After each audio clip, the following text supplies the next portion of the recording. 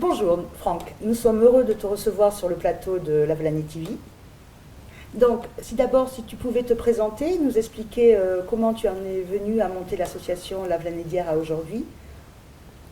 Alors bonjour, je m'appelle Franck Farez, je suis lavelanécien, né à Lavelanet il y a 30 ans, d'un papa né à Lavelanet et de grands-parents nés à Lavelanet, donc j'y suis très attaché. J'ai monté l'association Lavelanet d'hier à aujourd'hui en 2004, donc il y a maintenant 12 ans.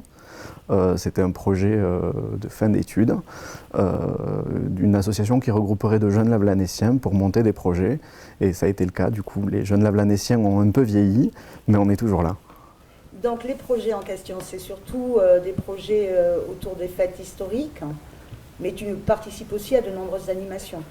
Oui, alors le but de l'association était de valoriser la ville de Lavelanet par des ateliers théâtre dans un premier temps, et puis on s'est doucement dirigé vers des ateliers de confection de costumes, de confection de décors et d'accessoires, différents ateliers qui nécessitent de la main-d'œuvre. Donc on a près de 120 adhérents qui fonctionnent toute l'année dans ces ateliers, et l'objectif final de ces ateliers, c'est la création d'un spectacle historique qui s'appelle Raconte-moi Lavelanet et qui est joué depuis maintenant 2007 dans le parc de la mairie de Lavelanet.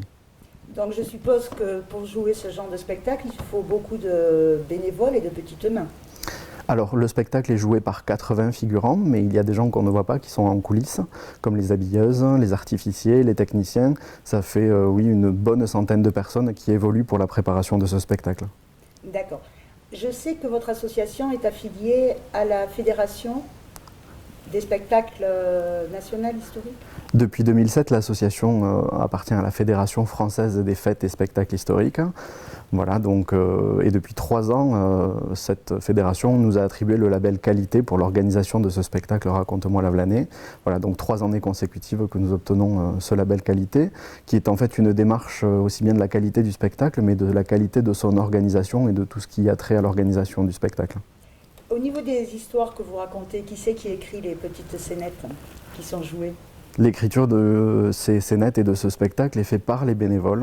Il y a un groupe de travail qui passe de nombreuses heures dans les recherches historiques, aussi bien aux archives départementales que dans les archives de la ville.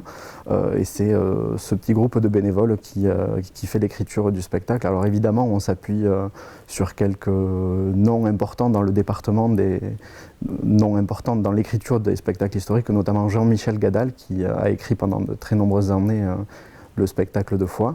Voilà, donc il nous accompagne dans cette démarche-là, et voilà, c'est un vrai travail de bénévole au service du public lavelanécien pour raconter notre histoire et pour la faire revivre. Alors ensuite, je sais que votre association participe à de nombreuses manifestations pour promouvoir le territoire et Lavelanet. Donc vous faites des salons, comment ça se passe? Alors notre calendrier est maintenant calé quasiment. On participe en début d'année au Salon du tourisme de Toulouse pour promouvoir notre association et notre manifestation estivale.